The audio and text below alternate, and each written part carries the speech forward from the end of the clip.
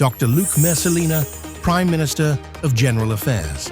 The transition that we need is the management of the NVGEBE. Minister of Justice Nathalie Tackling visit 2 correctional facilities in the Netherlands. Minister of Economic Affairs on courses are slated to begin next week. The game was great, but did you see the reaction from fans of DR Congo in Houston?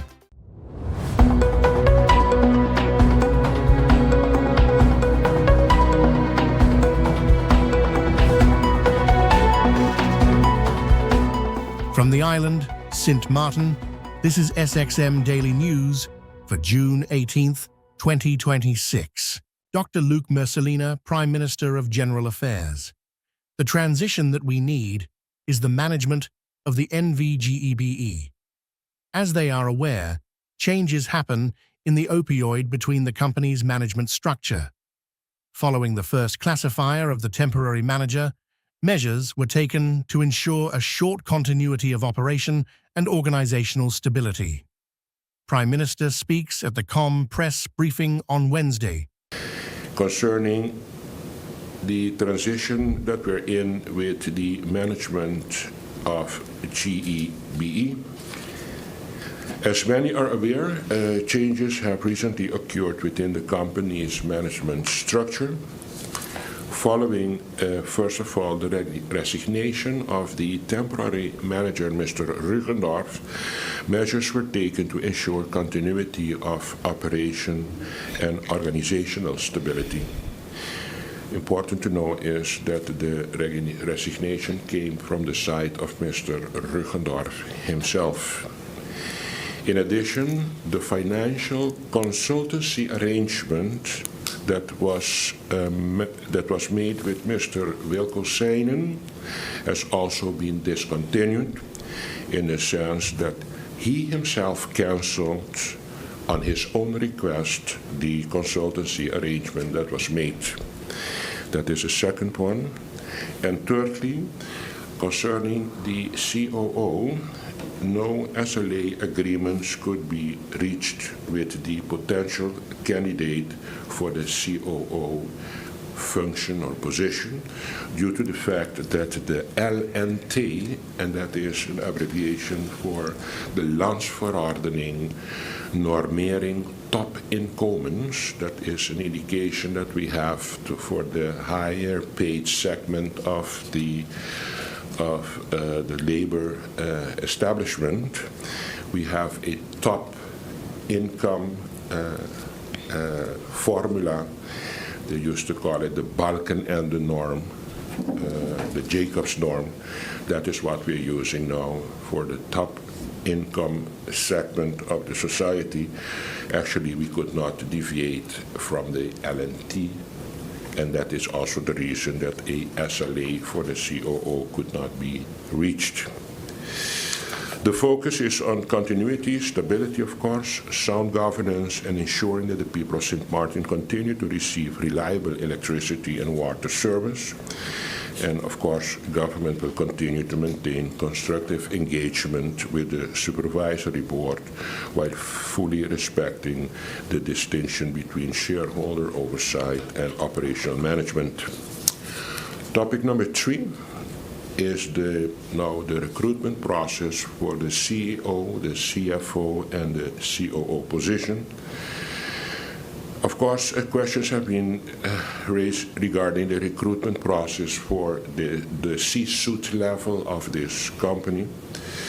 And as I have said already, due to the fact that we could not deviate from the LNT, we could not get to an agreement on SLA, the service level agreement level with the COO potential candidate. And the potential CEO, actually, that was not there yet, but in the function of a temporary manager, he resigned and submitted his resignation. And the financial technician actually supporting the management team that had actually a consultancy agreement with GEBE canceled his consultancy agreement, and that means that at this particular moment a official future, nearby future C-level accommodation is again, a topic that we have to make sure that we get filled in as soon as possible. We have the Supervisory Board of GEBE has decided to reopen the recruitment process for the C-level suite of GEBE. To ensure maximum transparency, objectivity, fairness, and credibility, the recruitment exercise will now again be conducted through an independent professional recruitment firm. And in this case, the process will encompass the recruitment for the Chief Executive Officer, the CEO, the Chief Financial Officer, the CFO, and the Chief Operation Officer, the COO. This approach reflects a commitment to strengthening, of course, the corporate governance and ensuring that the most qualified candidates are selected through a process that inspires confidence among employees, stakeholders, and the public. Prime Minister Mercelina is responding to MP Doran's question. If the target group is only vulnerable groups, seniors, for example, low income, and the unemployed, what would be the costs and what will it cost to actually the consumer for us to see how we can accommodate this group? What is it all about? As answered, the following target REBIF for the vulnerable group is already in place. The NVGEBE currently operates a senior citizen relief plan at an annual cost of 600,000 Caribbean guilders, and in December, an additional social relief fund was introduced, allowing vulnerable customers, including seniors, to apply for support through the social. Madam Chair, I'm going to the next question of MP Doran. If the target group is only vulnerable groups, seniors, for example, low income, and the unemployed, what would be the costs and what will it cost to actually the consumer for us to see how we can accommodate this group? What is it all about? As answered, the following target relief for vulnerable group is already in place. The GEBE currently operates a senior citizen relief plan at an annual cost of 600,000 Caribbean guilders, and in December, an additional social relief fund was introduced, allowing vulnerable customers, including seniors, to apply for support through the social services. As a result, this question is partly dated, as targeted mechanisms already exist and are functioning at this particular moment. The next question of MP Doran is the following. If the concession fee is redirected to directly subsidize the bills, what will the impact be if we do that? Redirecting the concession fee to subsidize electricity bills would result in a loss to the government of approximately 7.8 million per year. Mind you that the concession fee is now being used to balance the utility consumption of government. However, if the government were to waive the concession fee for a defined period, such as 3 years, and redirect that amount to bill relief for domestic customers, domestic consumers could effectively see a reduction of roughly 6.5 cents per kilowatt hour. Question number 7, Madam Chair. Has the government considered prepaid electricity meters?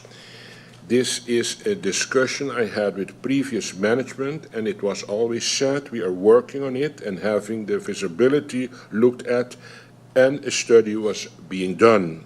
How far is NVGB with the prepaid electricity meters?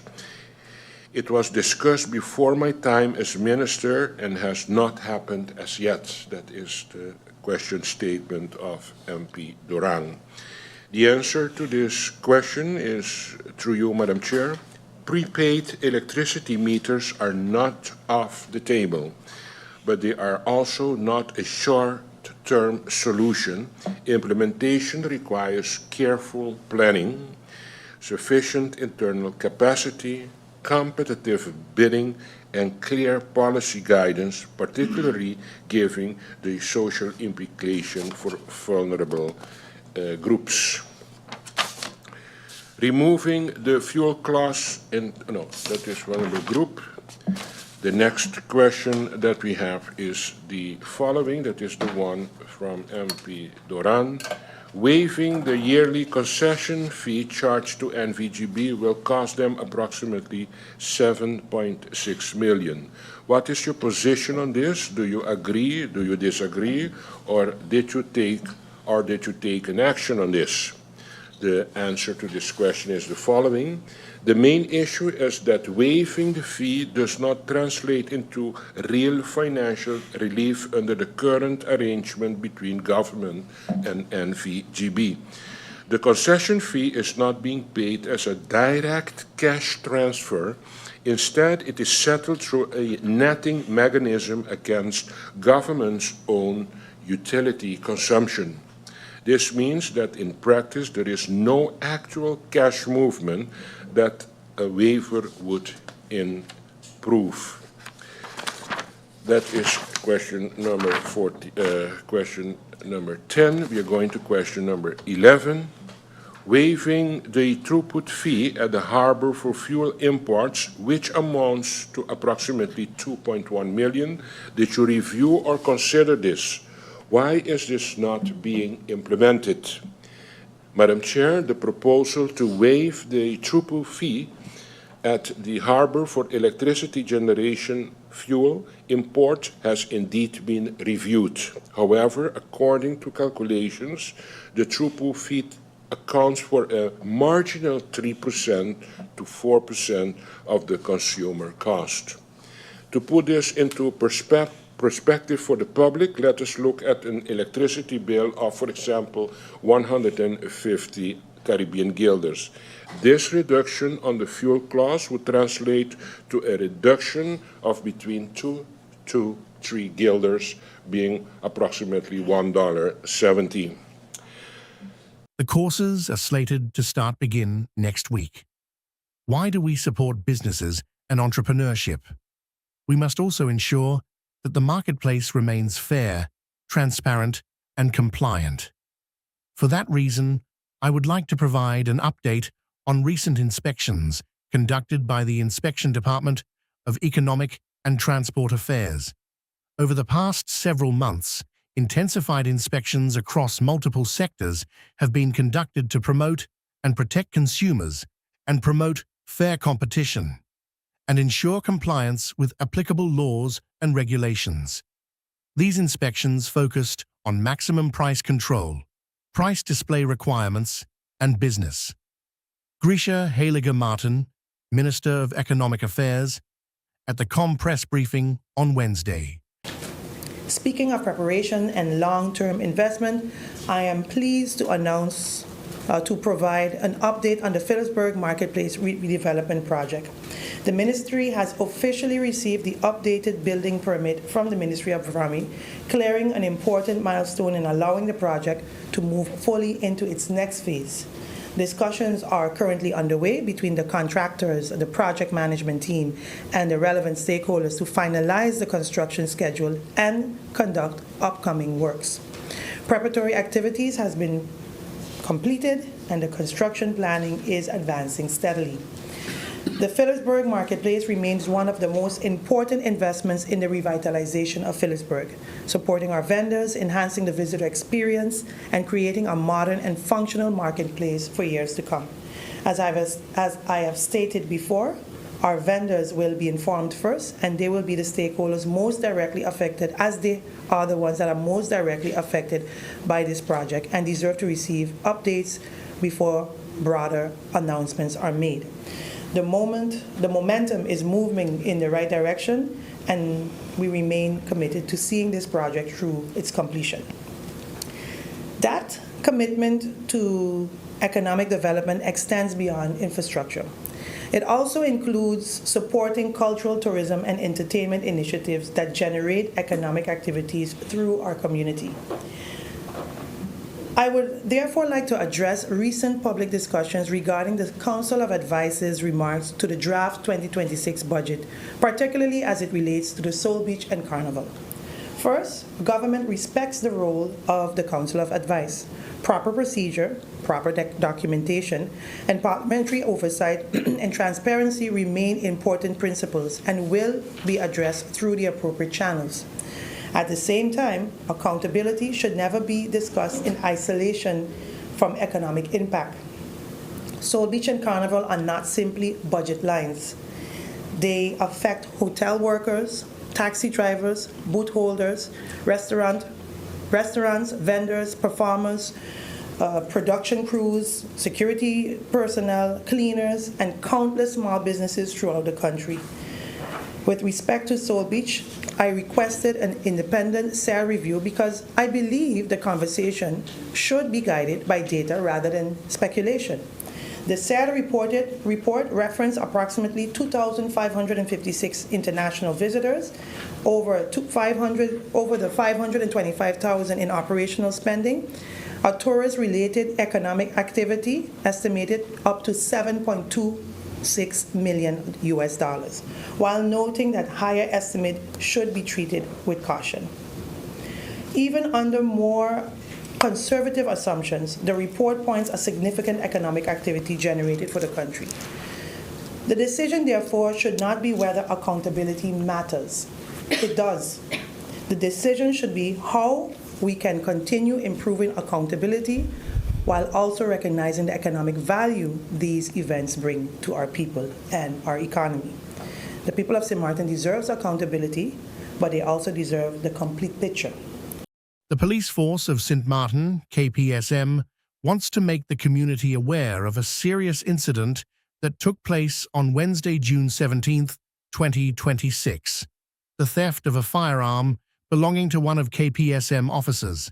According to preliminary findings, an unknown suspect broke into the officer's personal vehicle, parked in the Coal Bay area, searched through it, and made off with the officer's legally owned firearm. Given the gravity of this situation, KPSM has launched a full-scale investigation, bringing together the detective department and other internal. KPSM is leaving no stone unturned in our effort to recover the stolen weapon, identify those responsible, and ensure they face justice. We want to be clear. An illegally possessed firearm in the wrong hands is a direct threat to everyone in our community. Getting this weapon off the streets is one of our highest priorities right now.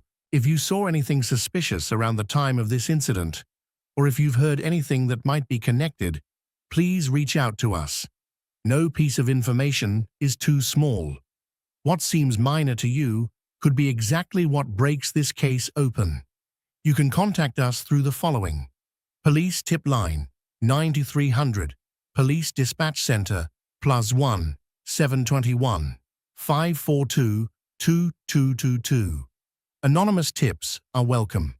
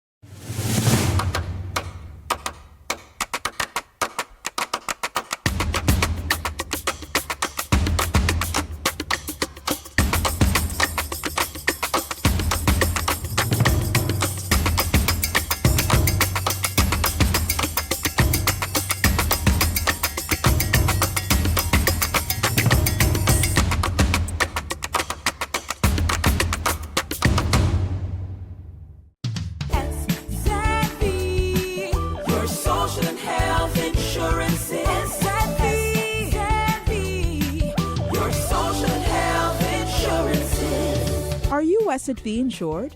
Do you have a valid medical insurance status? SXM is cardless. Request your My SXM account today and enter the virtual office of SXM. Go to sxv.sx and sign up now. SXM, yeah. Your social and health insurances.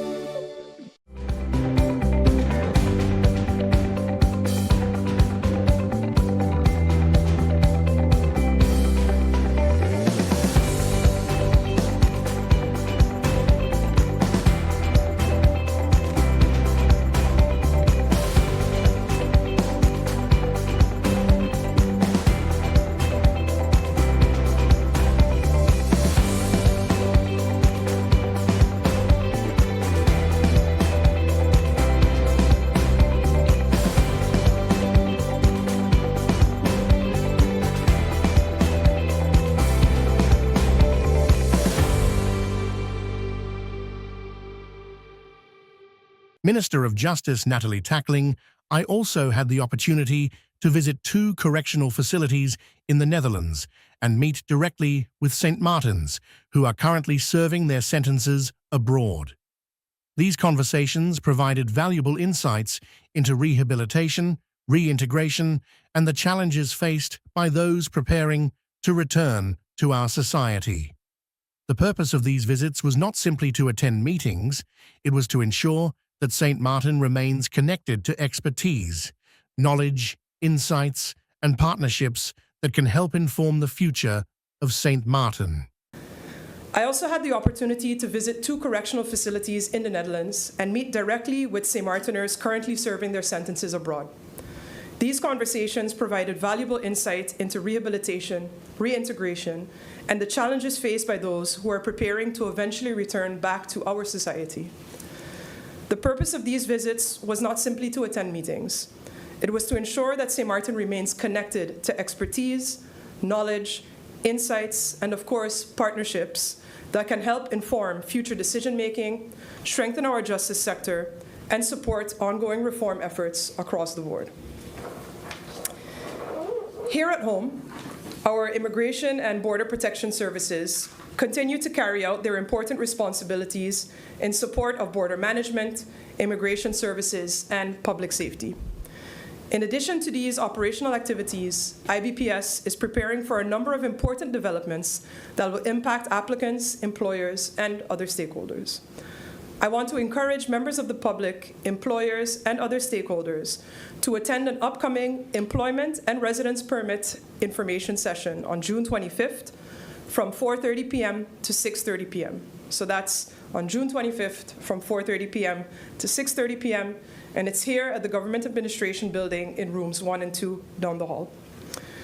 During this session, Immigration and Border Protection Services will provide attendees with information on employment and resident permit procedures, and attendees will have the opportunity to ask questions and gain an understanding of the application process. Registration will take place at the door, and seating is limited. At the same time, the ministry continues to advance the modernization of immigration services. I'm pleased to share with the public that the FMS system, which is the new immigration system that we've been talking about for the past year, is in its final stages of implementation. This important project is approaching its scheduled go-live phase, with final preparations currently underway. Once operational, the system will support more efficient permit processing, improved record management, and the continued modernization of immigration services. Over the next 2 weeks, you will receive further updates on this with informational videos going out, and for now, our tentative go-live date is for July 1st. Our police force also continues to carry out enforcement operations aimed at addressing violent crime, illegal firearms, narcotics-related offenses, and other threats to public safety. Through ongoing investigations, targeted operations, and visible policing efforts, KPSM remains actively engaged in maintaining and managing public order and strengthening community safety across the island. The Customs Department likewise continues to strengthen border controls and enforcement efforts across the island. Customs officers have intensified operational activities at ports of entry, marinas, and border points while maintaining a visible enforcement presence throughout the community. These efforts are aimed at improving compliance, reinforcing border security, and maintaining a proactive posture against any illicit activity. Within victim support services, important work continues to support victims of crime, particularly victims of domestic violence and intimate partner violence. Recent participation in the Victim Support Europe Conference provided valuable opportunities for learning, collaboration, and the exchange of best practices with professionals from across Europe. Discussions reinforced the importance of maintaining a victim-centered approach throughout the justice process and highlighted the continued need for strong coordination across the justice chain. Locally, Victim Support Services has also continued its Power to Change Women's Support Group and welcomed regional partners from the No Mas No More network as part of ongoing efforts to strengthen responses to domestic violence and gender-based violence throughout the Dutch Caribbean. As Minister, I remain encouraged by the dedication of the many professionals working throughout our justice chain. While challenges remain, meaningful progress is being made across a number of areas, often quietly and without headlines. The work of strengthening public safety, improving our institutions, reforming detention, modernizing our systems, supporting victims, and protecting our borders is ongoing. The Ministry of Justice remains fully engaged in that work, and we will continue to keep the public informed as these initiatives progress. Willemstad. Curaçao's latest integrity assessment suggests that the government's greatest challenge may not be the absence of rules, but the difficulty of creating a culture where those rules are actively practiced. The Integrity Baseline Scan repeatedly highlights the difference between hard controls and soft controls. Hard controls include regulations, procedures, reporting systems, and codes of conduct. Soft controls refer to leadership, trust, communication, accountability, and workplace culture.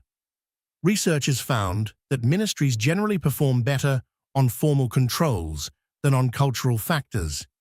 Employees often recognize policies and procedures, but are less likely to experience open dialogue, strong feedback mechanisms, or active discussions about integrity. The findings suggest that future reforms must move beyond compliance and focus on creating workplaces where integrity becomes part of daily behavior rather than merely a set of written rules. According to the report, success will ultimately depend on whether ministries can transform integrity from a policy document into a living organizational culture.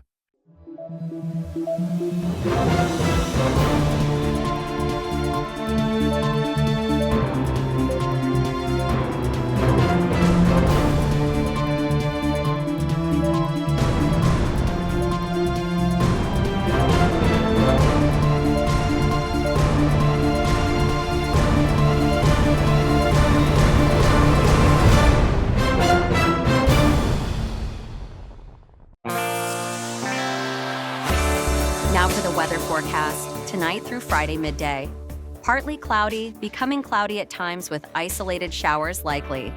Surface winds, tonight through Friday midday, easterly with a gentle to moderate breeze at 9 to 14 mMWAC and higher gusts possible.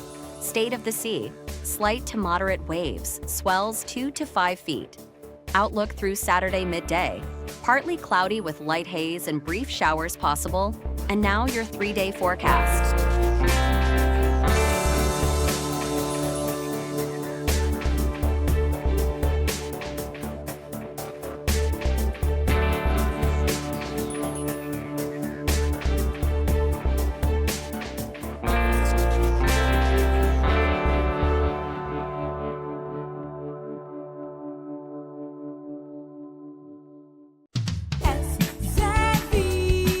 Your social and health insurance is your social and health insurance. Are you SXM insured? Do you have a valid medical insurance status? SXM is cardless. Request your My SXM account today and enter the virtual office of SXM. Go to sxv.sx and sign up now. Your social and health insurance.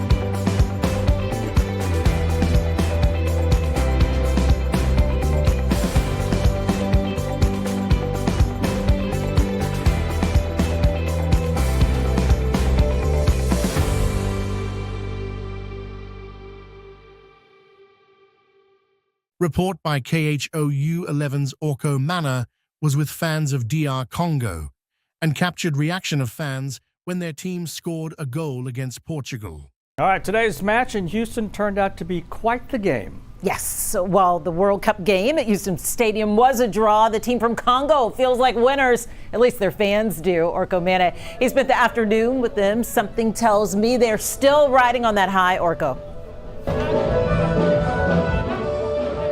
Yeah, Mia, the crowd went wild when that goal was scored. I'm pretty sure the dancing and the cheering didn't wrap up until about 15 minutes after that goal. It's still a party out here. The crowd was out here. You can probably hear that music there. Even before that goal was scored, there was still a lot to celebrate.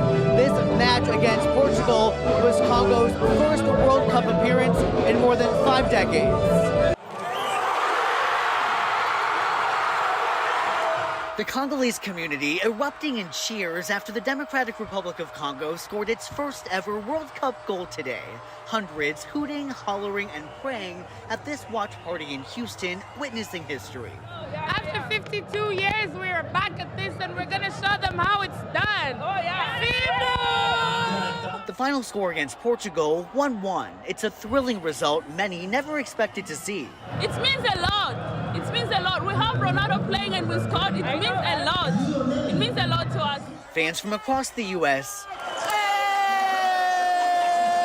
and around the world packing into the GSH Event Center in Houston today. I couldn't watch the game in the stadium, so I came here to watch it with my fellow Congolese. This is a long travel just to watch our team play. At least I'm in the same city with the team, with the president, and with the rest of my people. They're hoping to use this moment to change the narrative about their home country. It's a very good opportunity for the country to be known on the positive side, because most of people, they know Congo as a country of war, people are killing and so on, but now the Congo is showing a new face. They're also doing that through this art on display showcasing Congo's culture and their faith in the future. In my language, we say, Eloko ya makasi, strong, stronger than before. And now, all eyes are on what else Congo can do in this World Cup. I think people or the world, they want to see us how we will go too far. That's why we are here. I think maybe we can go to the next level. Who knows? And the Congolese community eagerly awaits their next World Cup match. Congo will face off against Colombia next Tuesday. Reporting live in Houston, Orko Mana, KHOU 11 News. This is our SXM Daily Newscast. Thank you for joining us.